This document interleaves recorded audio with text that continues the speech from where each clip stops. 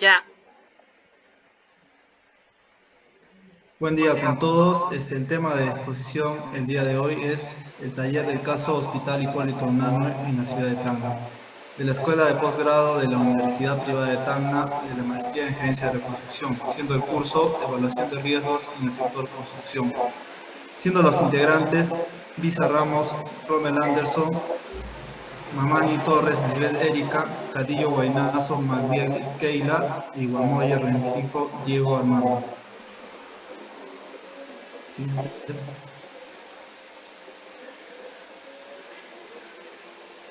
En cuanto al caso del Hospital Hipólito Unanue, se hizo una matriz de riesgos del análisis cualitativo, en donde se han analizado diversas cláusulas del contrato y como podemos ver, se encuentra la cláusula 9, que es la forma de pago. En cuanto a esta cláusula, tenemos, por ejemplo, que no indica las fechas establecidas para los tres entregables. Y además de eso, no se indican unas fechas establecidas para la aprobación por parte del área usuaria y de la supervisión, teniendo como riesgo para ambos casos el incumplimiento en los plazos del proyecto, así como su efecto, que el proyecto no tenga una adecuada combinación, teniendo los puntajes de probabilidad e impacto y su producto, como pueden apreciar, 0.49 y 0.56 respectivamente, siendo el dueño del riesgo la entidad. En este caso, la estrategia sería evitar el riesgo estableciendo precisamente los plazos de presentación, tanto para los entregables como para la entidad. En cuanto a la cláusula 12, que vendría a ser los aspectos económicos, tenemos la no existencia de un documento que diga la carta fianza vigente. Además de ello, también la falta de calendario de la adquisición de equipos y también de materiales. También podemos mencionar que el contrato no hace mención a actualización de los análisis de costos unitarios o el posible reajuste de precios. Todo ello conlleva, como pueden ver, a los diferentes riesgos, que es incumplimiento de obligaciones de todo lo que he podido mencionar de la cláusula 12 de aspectos económicos. Podemos ver de que igual el proyecto no puede tener una adecuada combinación, se puede llegar a la paralización del proyecto en sí, que es lo que no se buscaba, y con una ampliación de plazo que también pueden darse, como las famosas adendas. Las modificaciones presupuestales, como hemos podido ver, pueden ser más de una, y etcétera. En cuanto a las respuestas a las diversas amenazas que hemos podido indicar, tenemos de que se puede incluir el documento financiero efectivo, establecer un adecuado calendario de los equipos y materiales, así como la evaluación de los gastos no incluidos en el expediente técnico para ser reconocidos por la entidad. Siguiente.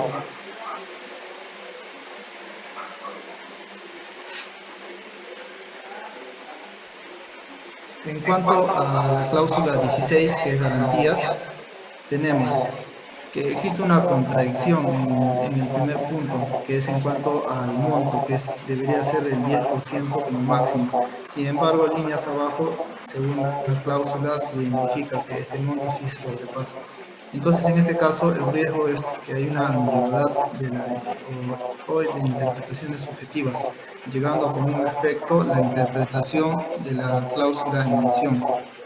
Como pueden ver, su probabilidad de impacto, su producto siendo el dueño del riesgo de la entidad, y una estrategia genérica, como pueden ver, es evitar el riesgo. Para la respuesta a la amenaza se debe hacer o evitar los errores de tipeo que conllevan esta situación.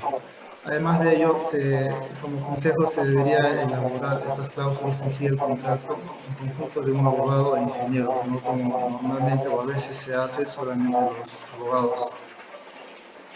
Para la cláusula número 17, que es de los adelantos, en este caso tenemos como alguna de las causas la falta de verificación por la entidad de las garantías presentadas por el contratista.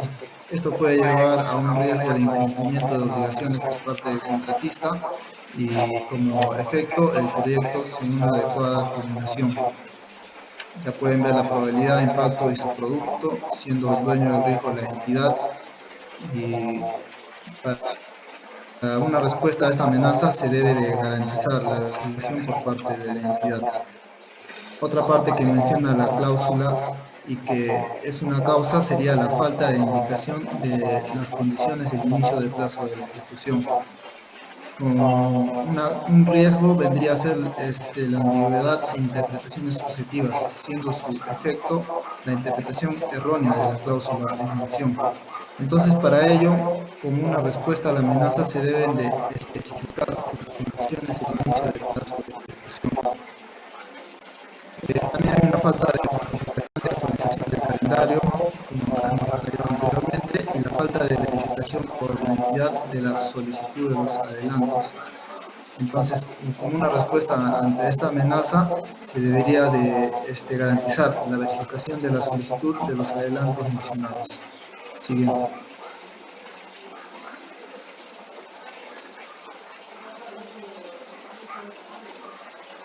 En cuanto a las siguientes cláusulas que hemos mencionado, vendrían a ser la cláusula número 22, que es la responsabilidad por vicios ocultos, que en este caso, en la cláusula no menciona explícitamente a qué se refieren los vicios ocultos. Entonces también puede darse una ambigüedad e interpretación subjetiva como riesgo y como efecto la interpretación errónea de la cláusula. Entonces, para una respuesta a esta amenaza se debe especificar lo que vendría a ser la definición de los vicios ocultos. Como cláusula 23 tenemos las penalidades, la cual no especifica la experiencia personal del personal, perdón, para la ejecución. Otra causa vendría a ser, no especifica las fechas límites de adquisición de materiales y la ausencia del residente en justificación. Como por último, de lo que he mencionado de la ausencia del residente, tenemos el riesgo, el atraso en la ejecución del proyecto y como efecto las mencionadas ampliaciones de plazo adendas. Entonces, para una respuesta a esta amenaza, se tendría que hacer una comunicación con informe de justificación al inspector de obra por parte del residente, para que no exista estos diversos problemas que, como podemos ver, se puede llegar a la paralización o, en su caso, las modificaciones presupuestales adendas.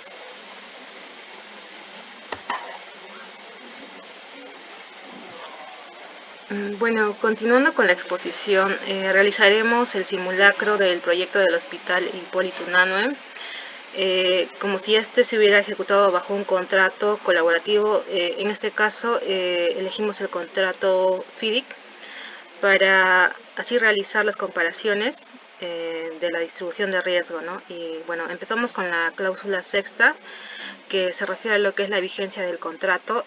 Aquí nos dice que el contrato será a partir del día siguiente de la suscripción del mismo hasta el consentimiento de la liquidación o se efectúe el pago correspondiente de conformidad a lo establecido en el artículo 149 del reglamento de la Ley de Contrataciones del Estado, aprobado por Decreto Supremo número 184/2008 y sus modificatorias. Bueno, en este reglamento nos indica, por así decirlo, también de lo mismo, ¿no? De la vigencia del contrato. También nos habla de lo que son las vigencias para contratos de bienes o servicios.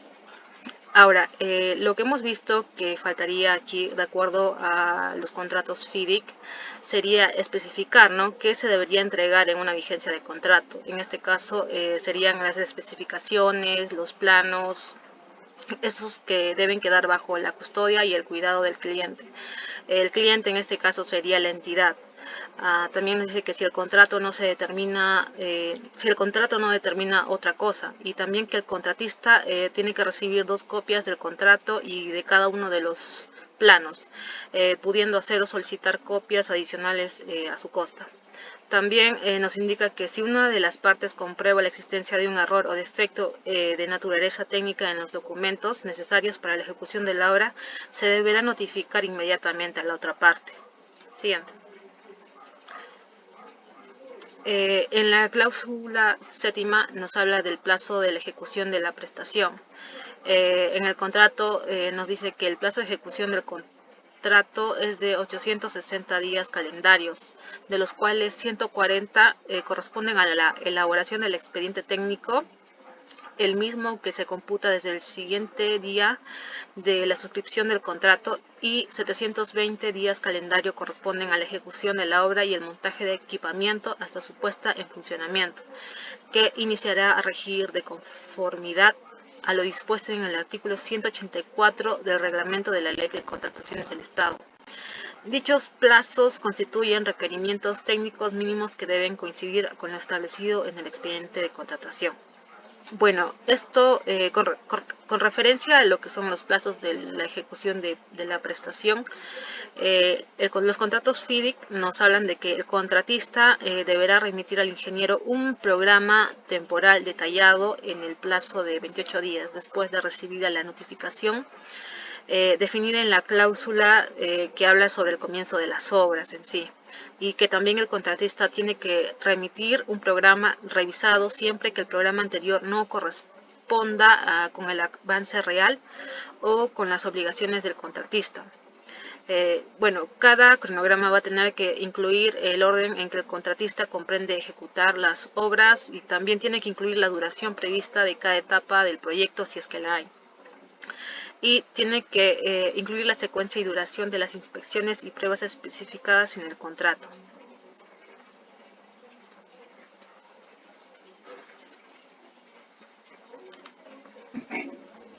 Bien, continuando con la cláusula octava, habla de las valorizaciones, que dice: las valorizaciones tienen el carácter de pago en el artículo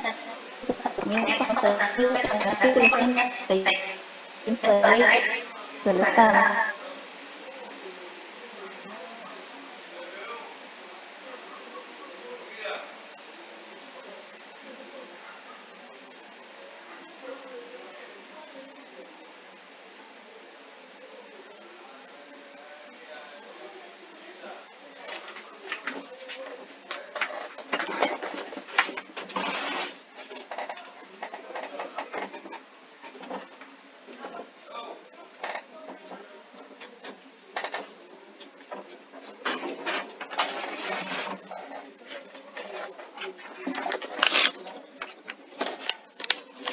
Los metrados ejecutados contratados con los precios unitarios, es decir, que se valorizará hasta el total de los metrados del presupuesto de obra.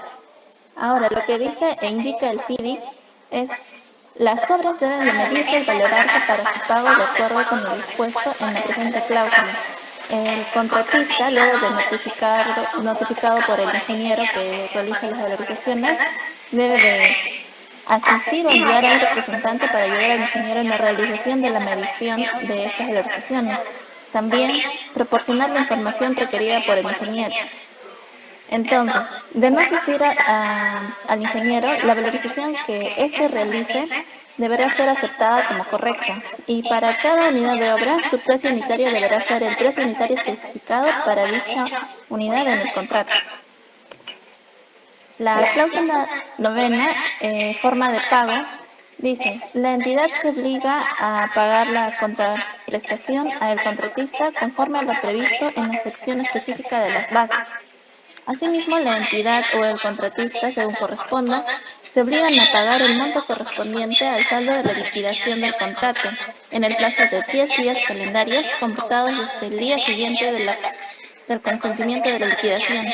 En caso de existir un retraso en el pago de las valorizaciones por razones de la entidad, el contratista tiene derecho al pago de los intereses de conformidad en los artículos 48 de la Ley de Contrataciones o los artículos 1244, 45 y 46 del Código Civil. Indica también otros dos puntos para las precisiones para el pago. Para la elaboración del expediente técnico se realizará en 3 pagos, siendo el primer pago el 20% de la aprobación y conformidad emitida por la entidad del informe número 1, el segundo con un 40% y el tercero 40% a la aprobación y conformidad emitida por la entidad del informe número 3 y emisión de acto resolutivo que aprueba el expediente técnico. Y de la ejecución de obra, indica este contrato que todos los pagos que la entidad deba realizar a favor del contratista para la ejecución de la obra se ejecutarán después de ejecutada la respectiva prestación y serán de acuerdo a lo indicado en las cláusulas octava de este contrato, es decir, de acuerdo a la valorización. de conformidad con lo establecido en el artículo 180 y 181 del Reglamento de la Ley de Contrataciones del Estado. Y de acuerdo al artículo 176 del mismo reglamento y las bases para efectos de los pagos de contraprestaciones ejecutadas por el contratista, la entidad deberá contar con la siguiente documentación: informe de conformidad de la supervisión, informe de conformidad del área usuaria o coordinador designado por la entidad, documentación que sustente el pago y comprobante de pago. De acuerdo al FIDIC, el cliente deberá abonar al contratista, número 1, el primer plazo del anticipo antes de la última de las dos fechas siguientes, 42 días después de la emisión de la carta de adjudicación o 21 días después de recibir los documentos definidos en las subcláusulas 4.2, que corresponde a garantía de cumplimiento, y la 14.2 de anticipo. Punto 2. La cantidad certificada en cada certificado de pago a cuenta, antes de 56 días a contar desde que el ingeniero reciba la relación valorada con sus documentos justificados. Y punto 3. La cantidad certificada en la certificación de liquidación definitiva, antes de 56 días desde que el cliente reciba esta certificación de pago.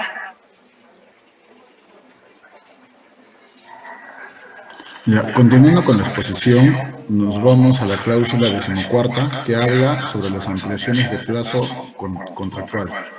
Bueno, en esta parte el contratista tendrá derecho, de acuerdo con la subcláusula 20.1, que son las reclamaciones del contratista, a una ampliación de plazo de terminación, sí, y en la medida en la que la terminación de las obras y a fines de la subcláusula 10.1, resolución de obras y fases de las mismas. Pero acá vemos que hay algunas restricciones, ¿no?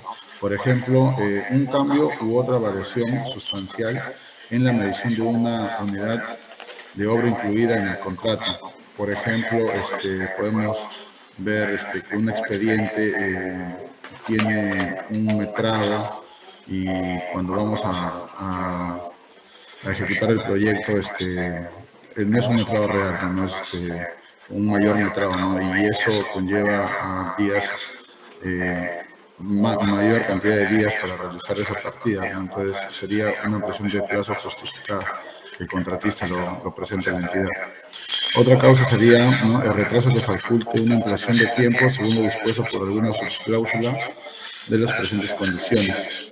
Bueno, también condiciones climáticas excepcionales adversas, como por ejemplo podemos ver, ¿no?, en la parte de la sierra, ¿no?, a veces hay lluvias muy fuertes que no están contempladas muchas veces en los expedientes, ¿no? Entonces eso generaría ampliaciones de plazo. También escasez de personal por el tema de huelgas o capaz igual como los cambios climáticos, capaz una pandemia como la que ya hemos tenido. Entonces en el peor de los casos sería una paralización de obra, pero en esos casos sería una ampliación.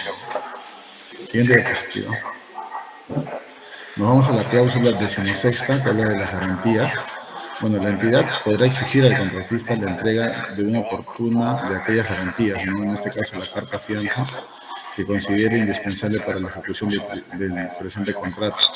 Bueno, acá vemos que la carta fianza vendría a ser como un aval para la entidad, como se podría decir en palabras más simples, como condicionándolo al contratista para que él pueda cumplir con todas las metas que se ha comprometido a realizar, ¿no? Entonces es como un aval para la entidad, para que el contratista pueda cumplir con todos los proyectos. Bueno, en el caso del hospital, la garantía de fiel cumplimiento del monto del presente contrato, incluido el IGB, prestada por el contratista, suma 28.112.504, que vendría a ser un poquito menos del 10%. En el contrato dice que el tope máximo para la carta fianza es un 10%, ¿no? Esos 28 millones es un 9% aproximadamente, ¿no?, del monto del contrato. Bueno, en este caso vendría a ser el consorcio Salud Tacna, ¿no?, que da la carta fianza a la entidad. Siguiente, por favor. Bueno, y acá tenemos, ¿no?, que el contratista deberá obtener a sus expensas un aval que garantice el cumplimiento del contrato con el importe y la moneda definida en el apéndice de la oferta. Si en dicho apéndice no figura ninguna cantidad, esta subcláusula no será de aplicación. Bueno, el contratista deberá remitir la garantía del cumplimiento del cliente con la copia al ingeniero antes de los 28 días contados a partir de la recepción de la carta de adjudicación. La garantía de cumplimiento deberá ser emitida por una institución. Ahí también tenemos algunas restricciones que le pone. Bueno, que por ejemplo tiene que ser un aval que tiene que estar supervisado, ¿no?, tiene que estar supervisado. Bueno, termine las obras y reparado cualquier defecto, ¿no? Si los términos de la garantía especifican la fecha de caducidad y el contratista no tuviera derecho a recibir el certificado de cumplimiento 28 días antes de que se cumpla, el contratista deberá prorrogar la validez de la garantía de cumplimiento que las obras se haya finalizado y se haya subsanado cualquier defecto. Ya, bueno, como conclusiones, hemos llegado como grupo que en la fase de elaboración del expediente técnico, en este caso es crucial llevar a cabo una evaluación exhaustiva de los riesgos potenciales asociados con los aspectos técnicos, financieros, legales y operativos del proyecto, ¿no? Acá queremos decir que en la fase de elaboración del proyecto deberíamos tener en cuenta, bueno, y también en la elaboración del contrato deberíamos tener en cuenta, ¿no?, las partes legales, las partes financieras, las especificaciones técnicas, el tema de presupuesto, metrados, para poder en el futuro evitar unas ampliaciones de plazo, también evitar modificaciones presupuestales que se ven muy a menudo, ¿no?, en proyectos por administración directa, y también se ven, ¿no?, en el tema de que son por contrato.